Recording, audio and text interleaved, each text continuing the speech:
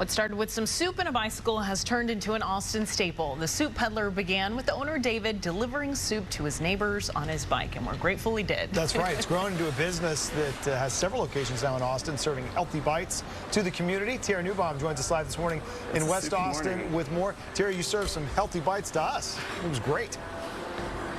How was it, guys? The green detox broth.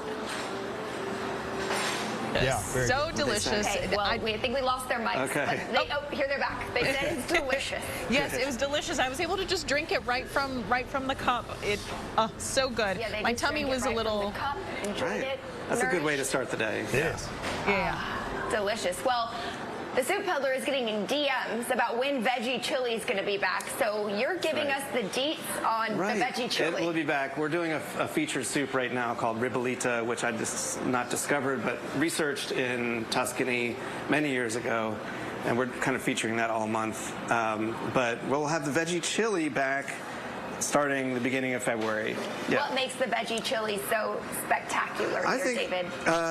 You know, we've worked on this recipe for a long time. You know, the quote-unquote meat substitute that we use is bulgur wheat, which is, you know, like a very basic staple of a Middle Eastern kitchen. Right. So interestingly, you know, we kind of try to pull from different traditions, but while keeping it, you know, this is a very Texas flavored chili because we have, you know, I'm a beans in my chili kind of girl, so this is right up my alley. A lot of ancho and guajillo, and we also put sage in, chipotle, chocolate.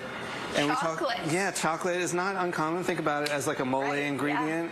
Yeah. It's one of those kind of secret, sometimes secret chili ingredients. People are very proprietary about their secret ingredients. My favorite ingredient that you use in this to thicken it up is masa. Right. Yeah, that's another one where I don't think that's necessarily a thing that people do, but we, over the years, thought we need to thicken this up. What's an appropriate ingredient we could use? And it kind of brings a little bit of that Southwest flavor also to it. Yeah. You started serving soup from your bicycle.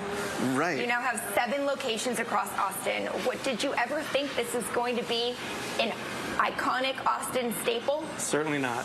No, it was really a joke at first, and it was sort of slowly became more and more of a reality. And now, what do we have? Maybe 80 employees or so. And let's talk about the depth of the menu. I know we're going to get into that in the next hour, but you guys have much more than just soup here. We're making a little Frito pie with our veggie chili. What else are some of the main things that you guys serve up? Soup sort of wants to have a sandwich with it, so we have a whole retinue of grilled cheese sandwiches, like 5 or 6 different ones, including a really lovely gluten-free and vegan grilled cheese, which is amazing. It's actually probably the premier sandwich we have, like the most interesting one. And then lots of grab-and-go salads that are delicious. Very broad flavor palette. And then the smoothie and juice offering is extremely strong. It is. And like for a place, I think this is one of our biggest locations at like 1,200 square feet.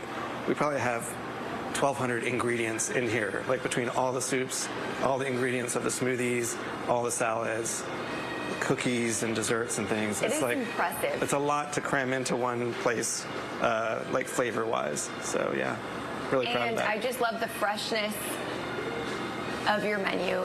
You know that you're getting real food, real ingredients when you step into the Soup Peddler. National Soup Month. This is hot and delicious. Thank you so much, David. We are going to explore more of the menu in the next hour of Good Day Austin. In the meantime, we're going to warm up with some chili, guys. We'll send it back to you in the studio. It sure passes the eye test. I mean, that looks like a big pot of chili. Yeah. Feel free to share some of that too, Tierra. That was so good. Guys. So good. Thank you. We'll be right back.